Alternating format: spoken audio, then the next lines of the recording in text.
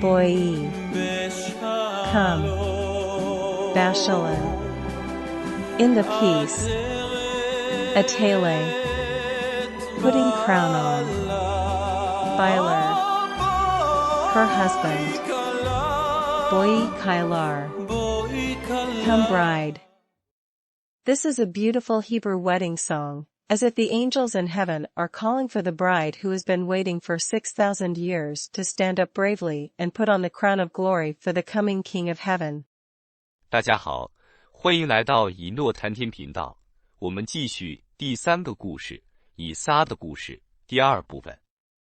父子同心成佳话，看似平常千年功。末日来临必考验，过得赐官真福气。我们再次读经文。这些事以后，神要试验亚伯拉罕，就呼叫他说：“亚伯拉罕。”他说：“我在这里。”神说：“你带着你的儿子，就是你独生的儿子，你所爱的以撒，往摩利亚的去，在我所要指示你的山上，把他献为燔祭。”亚伯拉罕清早起来，背上驴，带着2个仆人和他儿子以撒，也劈好了燔祭的柴，就起身往神所指示他的地方去了。到了第3日，亚伯拉罕举目远远地看见那地方。亚伯拉罕对他的仆人说：“你们和驴在此等候，我与童子往那里去拜一拜，就回到你们这里来。”亚伯拉罕把燔祭的柴放在他儿子以撒身上，自己手里拿着火与刀，于是2人同行。以撒对他父亲亚伯拉罕说：“父亲啊！”亚伯拉罕说：“我儿，我在这里。”以撒说：“请看，火与柴都有了，但燔祭的羊羔在哪里呢？”亚伯拉罕说：“我儿，神必自己预备做燔祭的羊羔。”于是2人同行。他们到了神所指示的地方，亚伯拉罕在那里筑坛，把柴摆好，捆绑他的儿子以撒，放在坛的柴上。亚伯拉罕就伸手拿刀，要杀他的儿子。耶和华的使者从天上呼叫他说：“亚伯拉罕，亚伯拉罕。”他说：“我在这里。”天使说：“你不可在这童子身上下手，一点不可害他。现在我知道你是敬畏神的了，因为你没有将你的儿子，就是你独生的儿子，留下不给我。”亚伯拉罕举目观看，不料有一只公羊，2脚扣在稠密的小树中，亚伯拉罕就取了那只公羊来，献为燔祭，代替他的儿子。亚伯拉罕给那地方起名叫耶和华以勒，就是耶和华必预备的意思。直到今日人还说，在耶和华的山上必有预备。耶和华的使者第2次从天上呼叫亚伯拉罕说：“耶和华说，你既行了这事，不留下你的儿子，就是你独生的儿子，我便指着自己起誓说：论福，我必赐大福给你；论子孙，我必叫你的子孙多起来，如同天上的星，海边的沙。你子孙必得着仇敌的城门，并且地上万国都必因你的后裔得福，因为你听从了我的话。”于是亚伯拉罕回到他仆人那里，他们一同起身往别是巴去，亚伯拉罕就住在别是巴。这事以后，有人告诉亚伯拉罕说：“密迦给你兄弟拿鹤生了几个儿子，长子是乌斯，他的兄弟是布斯和亚兰的父亲基姆利，并基薛、哈索、毕达、易拉、比土利，比土利生利百加。”这8个人都是密迦给亚伯拉罕的兄弟拿鹤生的。拿鹤的妾名叫流马，生了提巴、加含、他辖和马加。创世纪22章1至24节和合本。我们现在来细解献以撒。亚伯拉罕献以撒，不仅仅是一个心爱的儿子，而且是亚伯拉罕一生追求的一切，因为上帝的所有应许都得通过这儿子来赐给，没了这儿子，就啥都没有了。所以，对苦苦寻求一生的亚伯拉罕来说，就是他所有的希望、所有的指望与所有的盼望。一个人活着，物质条件虽然也很重要，可最支撑人的却是希望。所以，一个人最低谷的时刻，就是一切希望都灭绝了，看不见一点点亮光，这才是最黑暗的时刻。而且，这最黑暗时刻通常与这个人的经济状态、名声、家庭关系毫无关系。也就是说，就算你拥有一切，也会处在毫无希望的黑暗中的。这就是为什么很多看似成功的人，实际上心里空虚得很，不得不靠毒品、色情、赌博来维持自己的感觉。我们每一个人看待一件事的态度也会大不相同。一件事在这人看来稀疏平常的，在另外一个人看来就会是天塌下来了。所以，我们每一个人都不要去论断另一个人身上的担子，只要记住，所有人每一个王，上帝都会要考验他，让他觉得前途一片黑暗，毫无希望。这是每一个人必考的考题。对亚伯拉罕来说，就是献以撒；而对雅各来说，就是约瑟没了，上帝的小脚后跟，最终就雅各全家的脚后跟没了，雅各家没救了。而对以撒来说，最终得知约瑟没了，也是震惊与绝望。虽然他来劝雅各，但他自己都难说服自己。所以说，没有一个人会逃避开这大考验。对我们团队来说，上帝让我们一辈子都埋没在土里，可最终几年突然冒出来，最终击败几个大脚，打赢哈战，世界都会举手可得。就在这时候，却让你放下一切去旷野，你会愿意接受吗？就算严格挑选的以诺团队，最终有一半的人回到这世界，成为以扫，这就是分界点。回到亚伯拉罕，以撒安静地躺在祭坛上，知道父亲爱他，也知道上帝爱他，却不知道为什么会如此，所以最终只能顺服地等待那时刻。当然，对我们后人可以去猜测，亚伯拉罕以为以撒会复活。义和团的人读到这里，也会以为以撒知道脑袋掉了，碗大的疤，20年后又是一个好汉。这些都是妄议当时的情况。当时没有一个人知道死人会复活，只有以诺告诉挪亚的，亚伯拉罕买那洞的奥秘，这是唯一一个人能复活去见上帝的地方。就连天使也不知道人能复活，要不然天使长们也不会为谁得摩西尸体而争执起来，因为不管谁得，最终带到父面前，摩西就活过来，服侍父神，那还有啥争的？所以当摩西死时，连摩西也不知道自己还会活过来，天使长们也不知道，几位善天使都不愿意去收摩西的灵，觉得太残忍了，最终撒旦去了，摩西死活不给，拿着那杖对付撒旦。这些细节等讲摩西故事时会细说。那只羊是上帝在造伊甸园时就造好的，一直养在伊甸园里，直到这2000年后才用来替代以撒。很多基督教牧师都指向这羊就是耶稣，代表羔羊的血，最终代替了以撒。这不无道理，只是千万不要搞混淆，这不是最忌的公山羊，那公山羊是以扫，是魔鬼，绝不是耶稣。替罪是非常荒唐的观点，罪要是可以被替代，那上帝惩罚任何人就都不公平了，人就可以任意犯罪，因为只要找替罪品代替一下就行了。关于这点，要等谈天系列很后面，等我们讲上帝最终计划如何做到从此再无罪时，我们会细说。上帝的确最终舍了他的儿子耶稣来这世界，告诉我们，也演示给我们，末日方舟里如何逃生。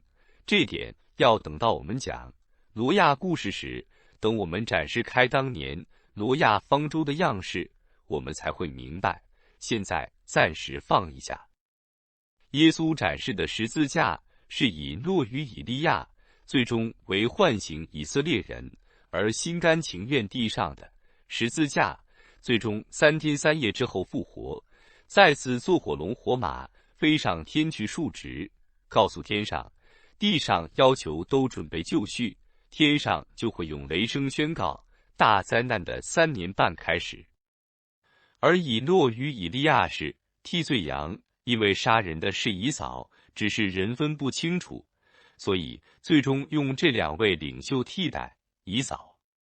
很多事情含义深刻，都不是我们过去几千年里能理解的，只有到末世最终时刻，以诺与以利亚才会洁净万物。说到亚伯拉罕与以撒往山顶上去，大家可以去听亚伯拉罕的故事中的细节，也是亚萨尔书中描述的。上帝的荣耀一直在前面指引亚伯拉罕父子，所以他们知道这是从上帝来的。至于他的2个仆人，一个是老仆人以利以谢，另外一个是以实玛利，他们看不见上帝的荣耀，所以亚伯拉罕把他们留在山下。等上到半山腰，突然出现一条大河，蛇肚子的河，这也算是撒旦最终试探万王的，也是出埃及中国红海的实体。所以亚伯拉罕很惊讶，这里从来没有河的，现在怎么来了条河？最终斥责撒旦，他就离开了。我们要知道，撒旦的每一步也是在按照他被上帝允许的在进行试探。所以当雅各把所有人都送过河，自己救回来，雅各不是人看为害怕的退却，而是他必须回来去面对那人的挑战，这是雅各家每一个人都要面对的。所以全本妥拉我们只知道这3人，亚伯拉罕、以撒、雅各经历过了蛇肚子河，而且过去了。而其他一切的人，包括以诺，包括亚当，包括摩西，都得在末世最后时刻来这地渡过蛇肚子河，才能到上帝的伊甸园。这也是上帝创造伊甸园的那4条河描述的。等我们谈下一个故事亚当的故事时，会细谈。回到亚伯拉罕父子，他们淌过蛇肚子河，最终到达山顶。本来上帝的羊在亚伯拉罕捆住以撒时就会出现，可撒旦最终拦阻了，所以大家在最后时候拼命祷告祈求，最终上帝派天使制止住亚伯拉罕的刀，这才避免了悲剧。上帝知道撒旦的伎俩，所以给大家祷告留出了时间，最终才刚刚好，在亚伯拉罕举刀时阻止了他，也让他看见那缠住脚的羊，最终用羊，上帝在造伊甸园就造的羊替代了以撒，这里没有任何替罪的成分。我们还要提一点，那就是举铜蛇，新约福音书中居然把举铜蛇比作举耶稣。要知道铜与蛇是谐音字，与黑暗谐音，所以铜蛇指的是黑暗，黑暗2次。举铜蛇的实体是，当3年半大灾难的末尾，上帝命令天使把撒旦举起，丢进无底坑里去，在那里他将待1000年，因为耶稣1000年，全地都是光，唯有无底坑无光。1000年后他才被再放出来，为什么？我们这里只是简单说一下，撒旦非常狡猾，他让他的手下去做坏事，自己却再次逃脱，在大灾难中躲了起来。所以当上帝要灭他作恶多端的全家，却不得不把他先关起来，因为他还没犯罪，还不该死在地狱里。等耶稣1000年结束后，他才被放出来，那时他再也没办法让手下犯罪，因为他已经没有手下，这就是上帝诅咒没手没脚的实体，他不得不亲自出手，我们会看见他的能力与恶行，所以到那时他才被丢进地狱，与二次复活的人一起丢进去。所以说，当大灾难中，当我们看见他被举起，就知道那黎明的时刻近了，上帝把他的毒素就都从我们身上拔掉，好让我们每一个人去面对下一个挑战。这就是举蛇的真相。新约福音看见的是假耶稣撒旦，所以才对举蛇才那样钟情。人只要一回归希伯来洁净的话语，这些骗局就破灭了。你现在明白为什么以色列人叫亚当家的保罗教徒没有眼睛的耶稣？这不是耶稣的过错，是信的人分不清楚真假耶稣的错。以利亚会洁净这些地方的。我们下面就细谈以撒娶妻。如果有人没听过第二系列亚伯拉罕的故事，现在应该先去听，里面有撒拉之死的细节。以撒娶妻发生在撒拉死后3年。下部分老仆人学儿媳的上半部分。亚伯拉罕差老仆，不知何处寻媳妇。老仆井边细祷告，迎面而来历百家。谢谢大家收听以诺谈天节目，希望大家顺着次序听，我们下回见。Hello everyone and welcome to EnochTH show as we continue our third story, the story of Isaac, part 2. The father and son were working together into a legendary story, which seemed easy but needed 1,000-year-old practice. When the doomsday comes, there will be a test, and if you pass the test, you will be blessed. We read the scriptures again. Now it came to pass after these things that God tested Abraham, and said to him, Abraham. And he said, Here I am. Then he said, Take now your son, your only son Isaac, whom you love, and go to the land of Moriah, and offer him there as a burnt offering on one of the mountains of which I shall tell you.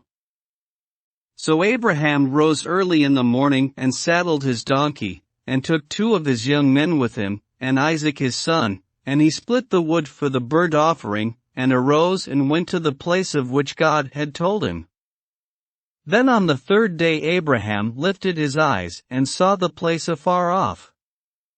And Abraham said to his young men, Stay here with the donkey, the lad and I will go yonder and worship, and we will come back to you. So Abraham took the wood of the burnt offering and laid it on Isaac his son, and he took the fire in his hand, and a knife, and the 2 of them went together. But Isaac spoke to Abraham his father and said, My father. And he said, Here I am, my son.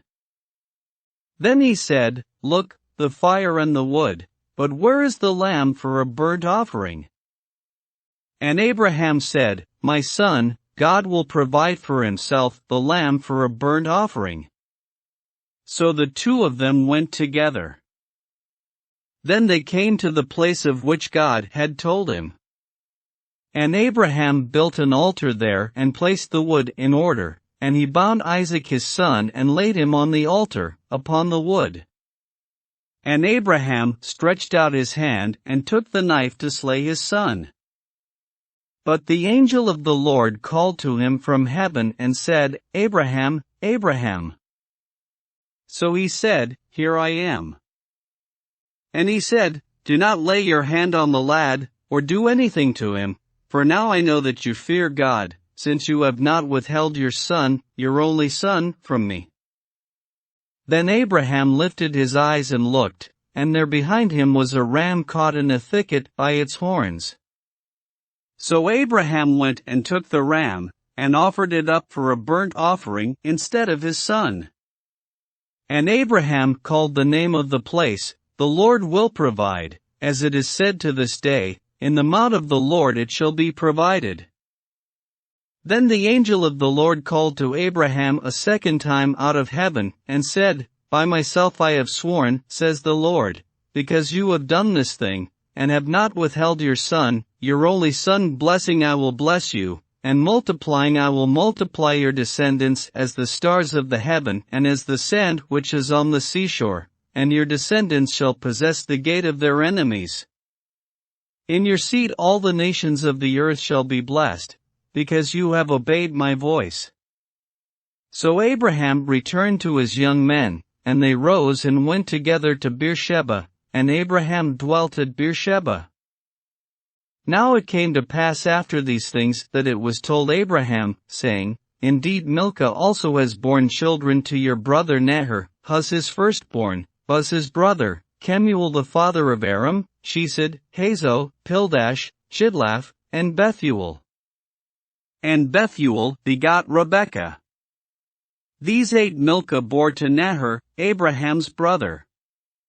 His concubine, whose name was Reumah, also bore Tebah, Gaham, Bahash, and Maachah. Genesis 22 verses 1 to 24 NKJV. Let's take a closer look at the sacrifice of Isaac. Abraham's sacrifice of Isaac was not only a beloved son, but also everything that Abraham pursued in his life, because all God's promises must be given through this son. Without this son, there will be no blessing left. So for Abraham, who was seeking very hard in his whole life, this son was all his hope, all prospect, and all longed for. Anyone who lives in this world, material resources are very important, but the most supportive thing is hope and expectation. Therefore, the lowest moment for any person is when all his hope is extinguished, and there is no light in sight. This is the darkest moment. And this darkest moment usually has nothing to do with the person's financial status, reputation, family relationship. That is to say, even if you have everything, you will be in hopeless darkness, which is why many people who seem to be successful are actually very empty in their hearts and have to rely on drugs, pornography, and gambling to maintain their feelings of happiness. Each of us will have a very different attitude towards an event. An event that is common to one person will appear to be the sky falling to another. So, each of us should not judge the burden on the other. Just remember that all people, every king, God will test him and make him feel that the future is dark and hopeless. This is exam question everyone required to pass. For Abraham, it was the sacrifice of Isaac. But for Jacob, Joseph was gone, God's little heel, and ultimately the heel of Jacob's family was gone, and Jacob's family became hopeless. For Isaac, it was shock and despair to finally learn that Joseph was gone. Although he came to persuade Jacob, it was difficult for him to convince himself, so no one would escape this great test. For our team, God kept us buried in the soil for the most our lives, but in the last few years of doomsday, it will suddenly appear, and finally defeat many big horns and win the Armageddon war, and the world would be within our reach. Asking us to drop everything and go to the wilderness, will you be willing to accept it? Even if the strictly selected Enoch team will end up with half of them returning to this world and becoming Esau, this will be the dividing point. Back at Abraham, Isaac lay quietly on the altar, knowing that his father loved him and that God loved him, but he didn't know why, so he could only wait for that moment in obedience. Of course, today, we can speculate that Abraham thought Isaac would be resurrected. To those the Boxer people, they would also think that Abraham and Isaac knew that cutting one's head off would only leave a scar no bigger than Bull, and he would be reborn and become a hero again 20 years later. These are all speculations and guess during our time about the situation at that time. At that time, in fact, no one knew that the dead would come back to life. Only Enoch told Noah about the mystery of that cave, which Abraham bought. This was the only place where a man could be resurrected to see God. Even the angels did not know that people can be resurrected. Otherwise, the archangels would not have quarreled over who got the body of Moses, because no matter who got it, and finally brought the body to God the Father, Moses would come back to life and serve God again, so there is nothing to argue about. So when Moses died, even Moses didn't know that he would come back to life, nor did the archangels know. All good archangels were unwilling to accept Moses' spirit and take his body, since all of them felt too cruel to treat Moses like that. Lastly, Satan came, and Moses did not want to give up his soul to Satan, so he fights Satan with Jacob's rod in his hand. Those details will be covered when the Moses story is told. That sheep was created by God when he created the Garden of Eden, and it has been kept in the Garden of Eden until 2,000 years later, when it was used to replace Isaac. Many Christian pastors point to this sheep as Jesus, representing the blood of the Lamb who ultimately replaced Isaac. This is not unreasonable, just don't confuse it. This is not a sin-offering male goat. That male goat is Esau, the devil, and definitely not Jesus. Substitution is a very absurd point of view. If sin can be replaced, it will be unfair for God to punish anyone.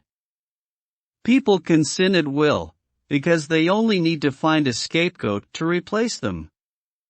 We'll talk more about this later in the chat series, when we talk about God's ultimate plan for how to be sinless from now on.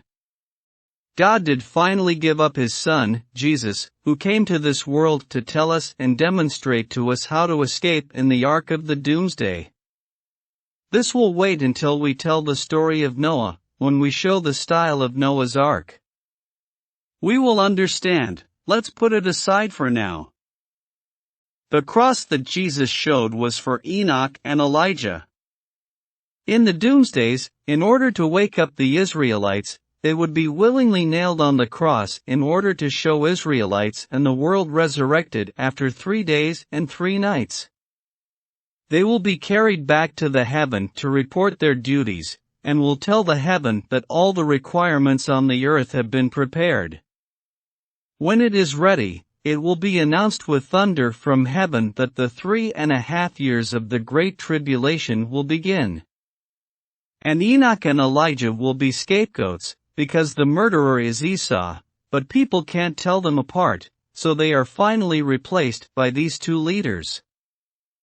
There are many things that have profound meanings that we have not understood in the past few thousand years, and only in the final moments of the end times will, and Enoch and Elijah will cleanse all things. Speaking of Abraham and Isaac, go to the top of the mountain, and everyone can listen to the details of Abraham's story. It is also described in the book of Jasher. The glory of God has always guided Abraham and his son in front, so they know that it is from God. As for his 2 servants, one is the old servant Eliezer, and the other is Ishmael. They could not see the glory of God, so Abraham left them under the mountain. When they arrived halfway up the mountain, a big river suddenly appeared, a river as the belly of a snake. This was Satan's final test of all kings, and it was also the entity that crossed the Red Sea in the Exodus from Egypt, so Abraham was surprised.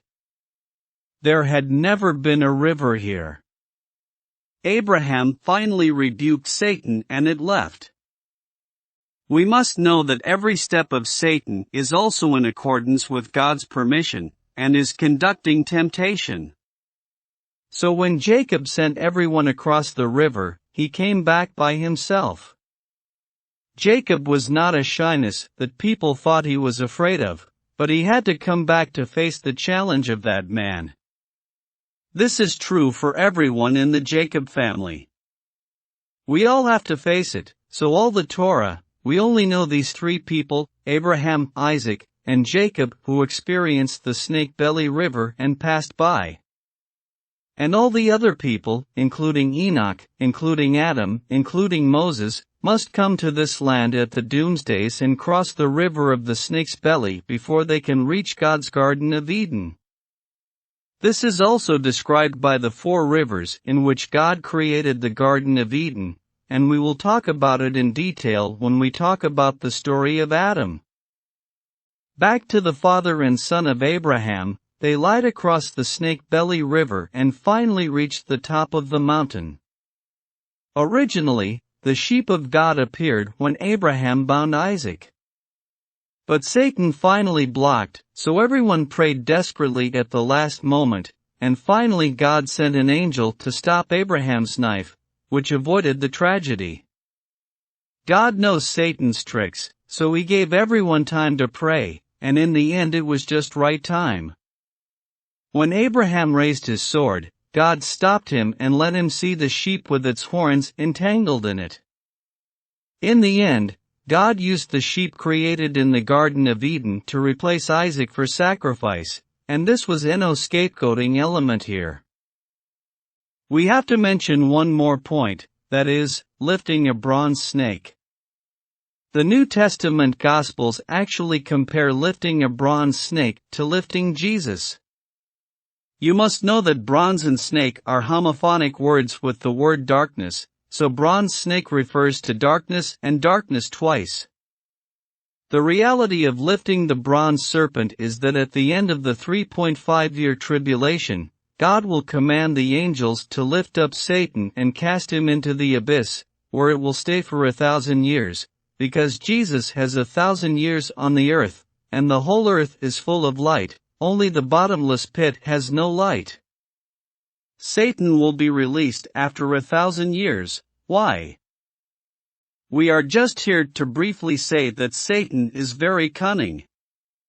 It made its subordinates do bad things, but it has escaped again and hidden in the apocalypse. So, when God wanted to destroy its evil-doing family, he had to lock it up first, because it hasn't sinned yet, and it doesn't deserve to die in hell. It will not be released until after the millennium of Jesus will be over, that is, it can no longer make its subordinates to sin, because it has no subordinates left. This is the entity that God cursed without hands and feet. It have to do it by itself. We will see its power and evil deeds, so it will be only then to throw into hell, during the second resurrection.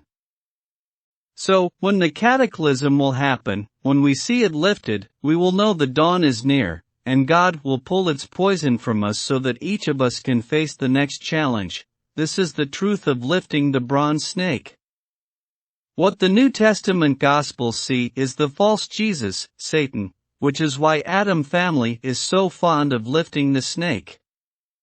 As soon as one returns to the Hebrew words of cleanliness, these deceptions are shattered. Do you understand now why the Israelites are called the Paulists of Adam family, Jesus, the Savior without eyes? This is not the fault of Jesus, it is the fault of the believers who can't tell the true Jesus from the false one. Elijah will cleanse these places. Let's talk about Isaac's wife in detail below. If anyone has not heard the second series, the story of Abraham, they should listen to it now, which contains the details of Sarah's death. Isaac's marriage took place 3 years after Sarah's death. The next part of story, the upper part of the old servant looking for his master's daughter-in-law. Abraham sent his old servant, and he did not know where to find the wife for his master's son. The old servant prayed carefully by the well, and Rebekah came on the way. Thank you for listening to the Enoch Talk Show. I hope you will listen to it in order, and see you next time.